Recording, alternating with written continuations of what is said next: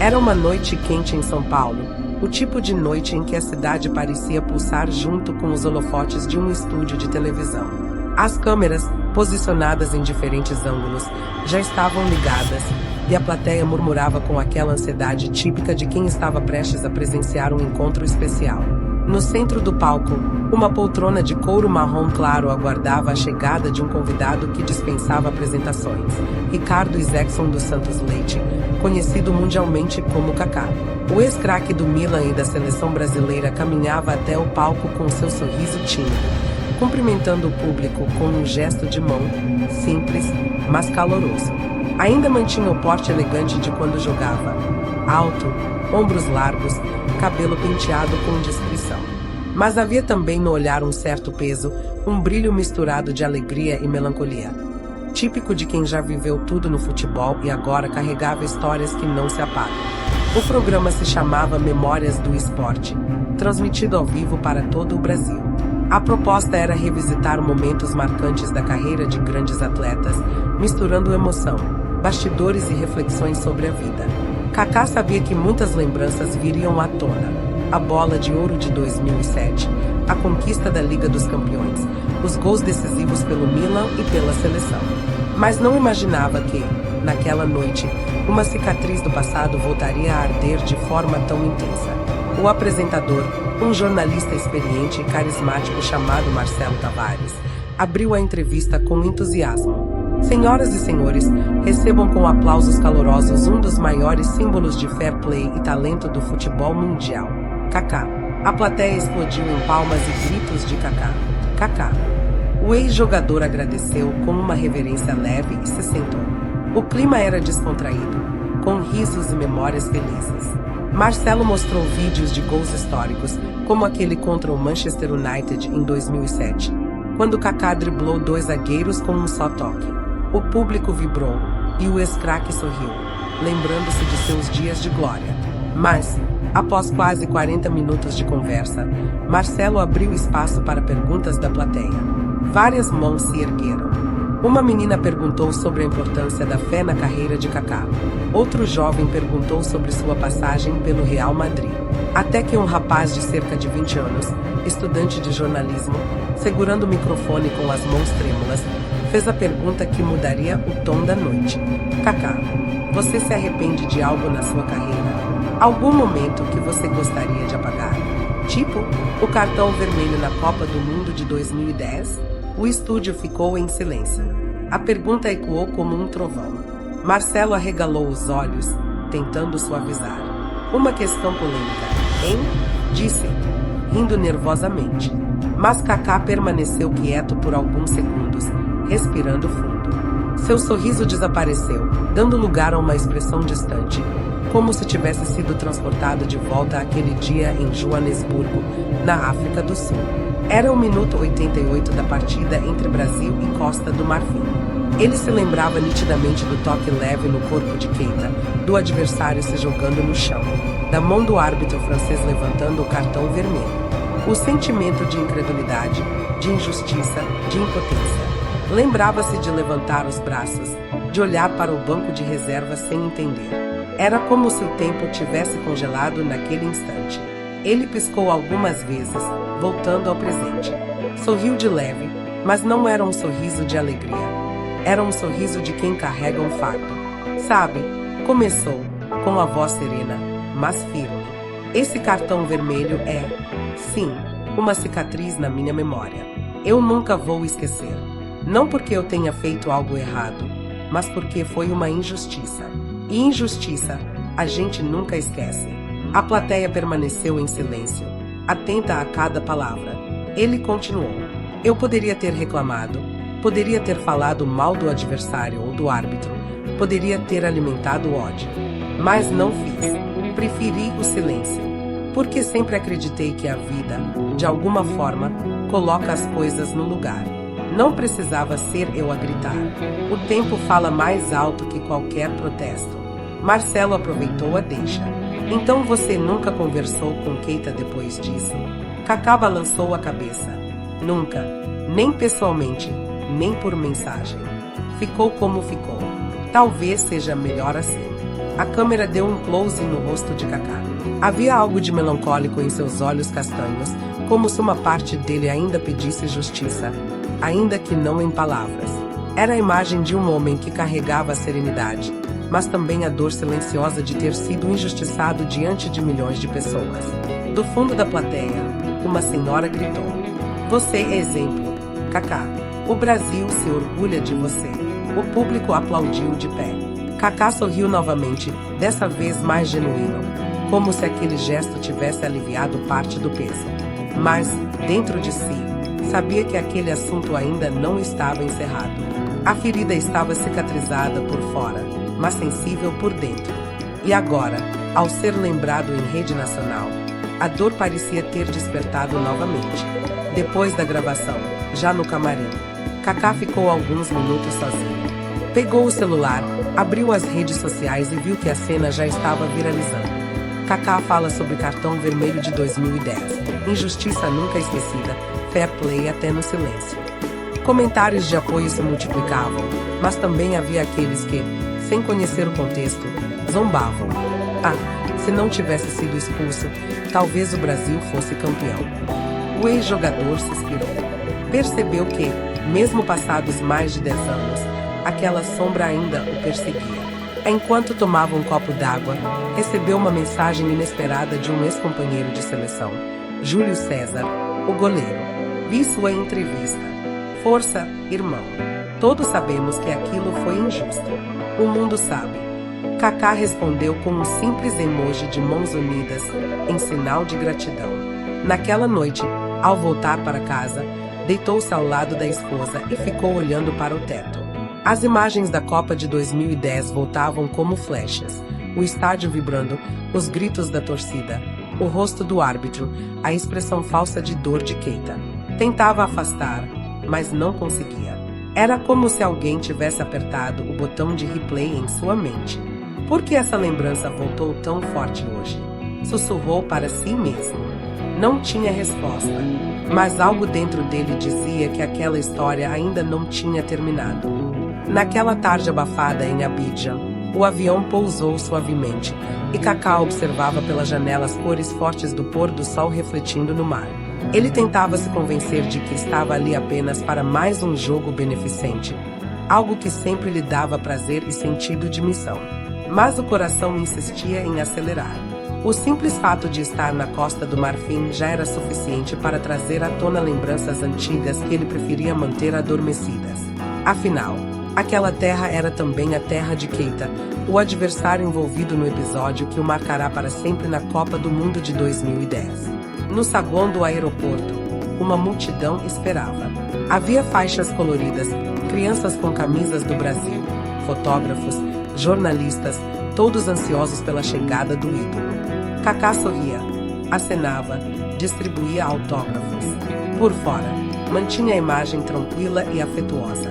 Por dentro, havia um nó no estômago. No hotel, ao ligar a televisão, viu imediatamente programas esportivos locais destacando sua presença. Falavam do jogo beneficente como um evento histórico. Mas em cada frase, em cada lembrança, havia sempre uma sombra: a expulsão contra a Costa do Marfim. Ele desligou depressa, deitou-se na cama e ficou encarando o teto, como quem espera por algo inevitável. No dia seguinte, o estádio estava lotado. Mais de 30.000 pessoas lotavam as arquibancadas. Era uma festa popular, com bandeiras, tambores, danças, uma explosão de cultura africana. Quando Kaká entrou no gramado, vestindo a camisa branca do evento, os aplausos vieram, mas misturados a assobios. No início, pensou que fosse apenas brincadeira. Porém, de repente, um coro começou a ecoar: cartão vermelho. Cartão vermelho. A cada repetição, mais torcedores se juntavam. Alguns gritavam insultos, outros levantavam cartazes improvisados com frases como "Nunca esqueceremos 2010" ou "Jogador sujo". O coração de Kaká gelou. Ele tentou se concentrar, mas a lembrança do árbitro francês levantando o cartão vermelho parecia se sobrepor à realidade. Era como se estivesse novamente em Joanesburgo, revivendo cada detalhe. Drogba, percebendo o desconforto, aproximou-se sorridente e lhe disse: "Não liga, Ricardo, é só provocação. Logo passa. Kaká retribuiu com um aceno, mas sua mente estava em tormenta. A bola rolou, e o amistoso seguia levo, com dribles engraçados e risadas. Porém, para ele, cada toque parecia pesar toneladas. Sempre que levantava os olhos, via alguém rindo, zombando, apontando o dedo. No banco de reservas, jornalistas comentavam em voz alta, como se quisessem ser ouvidos. Olha lá, não consegue nem jogar tranquilo, ainda sente o peso daquele fantasma. As palavras atravessavam o campo como punhais. No intervalo, enquanto todos trocavam camisas e tiravam fotos, Kaká sentou-se sozinho, o olhar perdido. Pegou uma garrafa d'água, molhou o rosto e pensou consigo mesmo: quanto tempo mais vou carregar isso? Até quando serei lembrado por um erro que não cometi? A cada segundo, a sensação de prisão invisível aumentava. No segundo tempo, a provocação ganhou ainda mais força. Um grupo exibiu uma faixa enorme com a frase "Cartão vermelho eterno". Foi o limite. Ele parou no meio do campo, abaixou a cabeça e pensou seriamente em pedir para sair. Estava à beira do colapso emocional. Então algo inesperado aconteceu. Do sistema de som surgiu um ruído. A torcida se calou aos poucos. Uma voz firme ecoou: "Parem com isso." Todos procuraram de onde vinha. E então, das cabines de imprensa, desceu uma figura conhecida. Abdul Kader Keita caminhava com passos seguros, vestindo um terno simples, mas elegante. O estádio inteiro ficou em silêncio, como se não acreditassem no que via. Com o microfone na mão, Keita ergueu o olhar para a multidão. "Vocês estão gritando contra o homem errado. Naquele dia, em 2010, fui eu quem errou. Eu me joguei. O árbitro acreditou em mim, não nele. Kaká não fez nada de desonesto." Um murmúrio correu pelas arquibancadas. Kaká ficou imóvel, incrédulo, de olhos marejados. Keita prosseguiu: "E sabem o que mais? Ele nunca me acusou. Nunca falou mal de mim. Mesmo com toda a dor, ele se manteve em silêncio. Esse homem é a verdadeira definição de fair play." Aquela confissão caiu como um trovão. O estádio, que até segundos atrás hostilizava, agora aplaudia de pé. Gritos de "Kaká! Kaká!" ecoaram em uníssono. Os jogadores em campo pararam, aplaudiram também. As câmeras de televisão não perderam um detalhe. Keita caminhou até o meio do campo, parou diante de Kaká e estendeu a mão. Houve um instante de hesitação.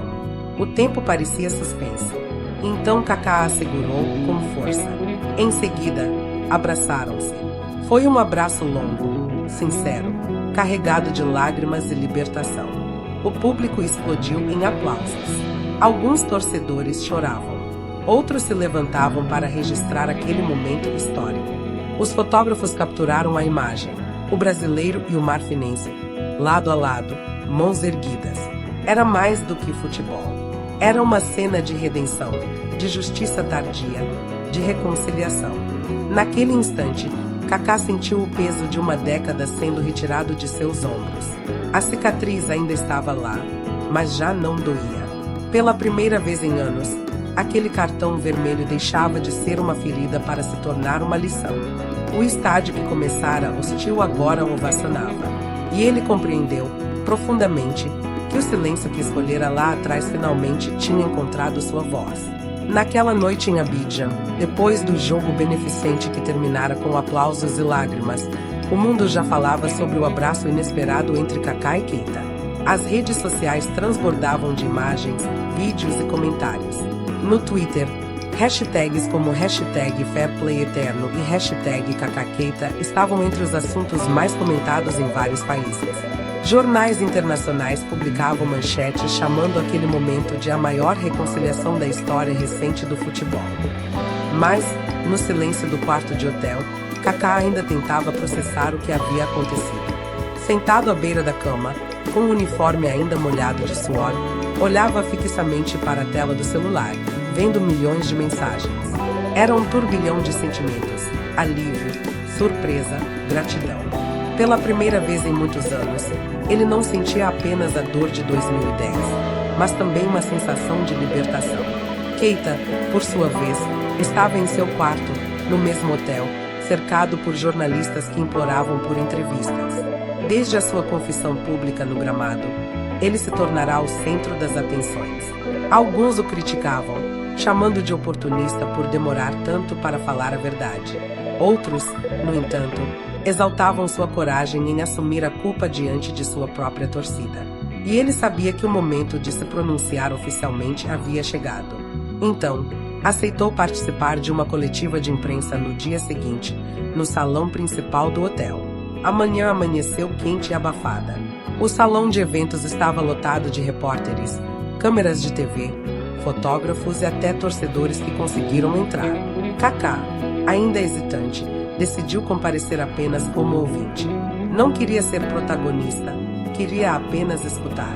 Sentou-se discretamente em uma das fileiras do fundo, com um boné cobrindo parcialmente o rosto. Quando Keita entrou, o silêncio tomou conta. O ex-meia marfinense caminhou até a mesa principal, ajeitou o microfone, respirou fundo e começou a falar em francês, mas com tradução simultânea ao inglês e ao português. Ontem eu disse ao estádio que guardei por mais de 10 anos. Hoje eu digo ao mundo inteiro. Em 2010, no jogo contra o Brasil, eu me joguei. Simulei uma agressão que não existiu. O árbitro acreditou em mim e Kaká foi expulso injustamente. Eu precisei carregar esse peso na consciência durante todo esse tempo. Nunca tive coragem de falar, até ver que a dor que eu causei ainda o acompanhava. As câmeras dispararam, flashes iluminando o salão. O silêncio era absoluto, exceto pela voz firme de Keita. Quero pedir desculpas à minha torcida, ao Brasil, principalmente a Kaká. Ele nunca disse uma palavra contra mim. Nunca procurou me humilhar. Esse silêncio foi mais forte do que qualquer acusação. Eu aprendi que a grandeza de um homem não está apenas no que ele conquista, mas também na forma como reage à injustiça. E esse homem aqui, ao meu lado, é um exemplo disso. Nesse momento, todos os olhares se voltaram para o fundo do salão. Kaká, constrangido, tirou o boné. O público aplaudiu de pé. Ele caminhou lentamente até a mesa, onde Keita o esperava. Não havia script, não havia ensaio. Apenas dois homens, frente a frente, diante de câmeras do mundo inteiro. Keita levantou-se, pegou o microfone de novo e disse: "Eu precisava olhar nos seus olhos para pedir perdão." Kaká respirou fundo. Sua voz saiu embargada, mas firme. "Não é preciso perdão, porque eu nunca guardei rancor. Eu só guardei a dor de ser mal interpretado. Mas hoje, vendo você ter coragem de falar a verdade, sinto que essa dor se transformou em paz. Obrigado, Keita." A sala explodiu em aplausos e lágrimas. Jornalistas se emocionavam. Alguns jogadores que estavam presentes choravam abertamente. Drogba, sentado na primeira fila, se levantou e gritou: "Isso é futebol de verdade. Isso é o que devemos ensinar às nossas crianças." O vídeo da coletiva correu o mundo em questão de horas. Programas de televisão na Europa, América e Ásia exibiam trechos do discurso de Keita e da resposta de Kaká. Em talk shows dos Estados Unidos, comentaristas diziam: "Estamos acostumados a ver escândalos no esporte, mas raramente vemos exemplos de humildade e reconciliação como este." Na Espanha, jornais esportivos estamparam a manchete: "Kaká e Keita transformam ferida em lição." No Brasil, as redes se encheram de orgulho. Nosso Kaká, sempre justo, sempre limpo. Enquanto isso, no mesmo hotel, longe das câmeras, os dois conversavam em particular pela primeira vez em mais de uma década. Sentaram-se em uma sala reservada, com apenas um intérprete presente. O ambiente era simples, mas carregado de simbolismo. "Eu devia ter falado antes", disse Keita, cabisbaixo. "Perdi noites de sono lembrando daquela cena." Kaká colocou a mão no seu ombro e respondeu: "O tempo de cada um é diferente. O importante é que você falou. O passado não pode ser apagado, mas pode ser transformado em aprendizado." Conversaram por mais de uma hora, relembrando detalhes do jogo, rindo de alguns episódios, compartilhando histórias de suas famílias. Era como se dois adversários tivessem se transformado em velhos amigos. Ao final, decidiram algo que esperava, criariam juntos uma campanha de conscientização sobre fair play para crianças na África e no Brasil. Se um erro meu e o seu silêncio deram origem a tudo isso, que pelo menos sirva para educar a próxima geração, concluiu Keita. No fim da tarde, a notícia já corria. Kaká e Keita anunciam um projeto conjunto para promover o fair play no futebol infantil. As imagens dos dois sorrindo lado a lado começaram a ocupar capas de sites esportivos e noticiários de TV. Nas redes, crianças desenhavam os dois jogadores de mãos dadas, acompanhadas de frases como justiça tardia, mas verdadeira e o futebol é mais bonito com perdão. Naquela noite, deitado em sua cama de hotel, Kaká finalmente conseguiu dormir em paz. Não havia mais fantasmas. Havia apenas a certeza de que a verdade, mesmo tardia, sempre encontra um caminho para se revelar. O sol nascia lentamente em Abidjan quando Kaká abriu os olhos naquela manhã. Pela primeira vez em muitos anos, não sentia o peso de uma sombra sobre o peito. A entrevista coletiva do dia anterior havia se transformado em notícia global, e o mundo inteiro agora falava sobre reconciliação, perdão e fair play. A cada notificação no celular, eram mensagens de apoio, de emoção, de agradecimento. Crianças mandavam desenhos, professores escreviam dizendo que usariam a história em sala de aula, atletas comentavam que aquela cena era maior do que qualquer título. Kaká olhou pela janela do hotel, viu a cidade acordando, com suas ruas movimentadas e cheias de vida, e pensou consigo mesmo: valeu a pena esperar. A verdade, quando chega, vem como luz. Naquele mesmo dia, um encontro especial estava marcado em uma escola pública da periferia de Abidjan. Centenas de crianças aguardavam ansiosas, muitas delas nunca tinham visto um ídolo do futebol de perto. Kaká e Keita chegaram juntos, acompanhados de outros ex-jogadores, de autoridades locais e de representantes de ONGs. O pátio estava enfeitado com bolas coloridas e faixas escritas à mão. Fair play é justiça. Futebol é amizade. Obrigado, Kaká e Keita. O calor era intenso, mas ninguém parecia se importar. Quando os dois entraram, as crianças correram até eles, abraçando-os, pedindo autógrafos, tirando fotos. A alegria era contagiante. Em meio à multidão de pequenos, um garoto de cerca de 10 anos ergueu a mão e perguntou em voz alta: é verdade que vocês brigaram na Copa? Kaká se abaixou até ficar na altura dos olhos dele e respondeu com doçura: não, meu amigo, nós não brigamos. Foi apenas um mal-entendido. E hoje estamos aqui para mostrar que o futebol não é sobre guardar rancor, mas sobre perdoar e seguir em frente. Keita completou: e também é sobre reconhecer os erros e aprender com eles. A plateia infantil aplaudiu, mesmo sem entender todas as nuances, mas absorvendo a essência, a importância da verdade e da amizade. Em seguida, organizaram um jogo simbólico. De um lado, crianças com camisetas verdes, do outro, camisetas amarelas. Kaká jogou em um time, Keita no outro. Não havia competição, apenas risadas, dribles improvisados e abraços. A cada gol, todos comemoravam juntos, como se não houvesse adversários. Era a encarnação perfeita do espírito que desejavam transmitir. Mais tarde, no auditório da escola, aconteceu a cerimônia de lançamento oficial da campanha Fair Play Sem Fronteiras. Kaká discursou com voz firme, mas emocionada. Muitos me perguntam por que nunca falei sobre aquele cartão vermelho. A verdade é que eu acreditava que o silêncio também podia ser uma resposta. Não queria transformar aquilo em ódio ou em arma contra alguém. E hoje, depois de ouvir Keita, percebo que estava certo em esperar. Porque a justiça chegou de forma muito mais poderosa. Não apenas para mim, mas para todos que assistiram. Queremos transformar essa história em lição para vocês, crianças, para que joguem sempre com honestidade, coragem e respeito. Keita, por sua vez, segurava o microfone com as mãos trêmulas, mas com um olhar decidido. Assumir meu erro foi difícil, mas foi libertador. Vocês, que estão crescendo agora, precisam saber que errar faz parte da vida. O que define quem somos não é o eu, mas o que fazemos depois dele.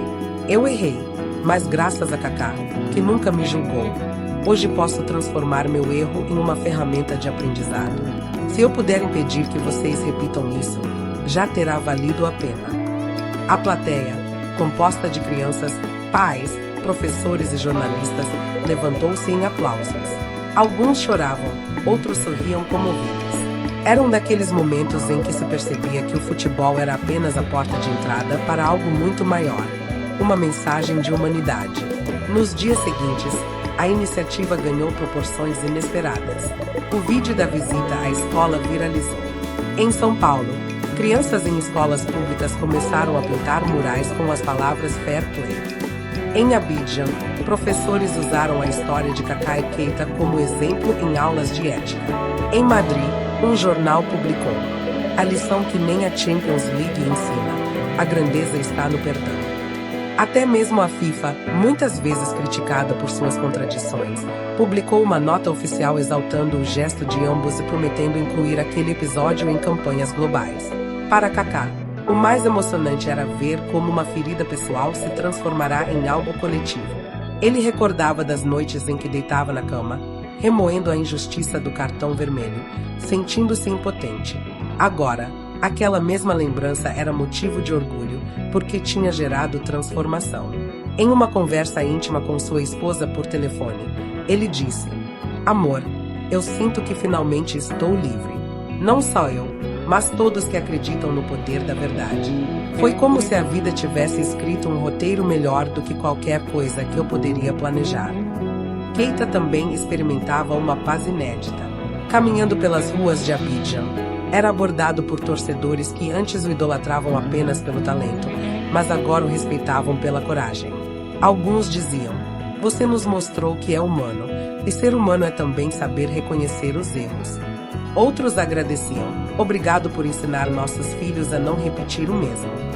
No encerramento da viagem, realizaram um último evento em um estádio menor, apenas para crianças e famílias locais.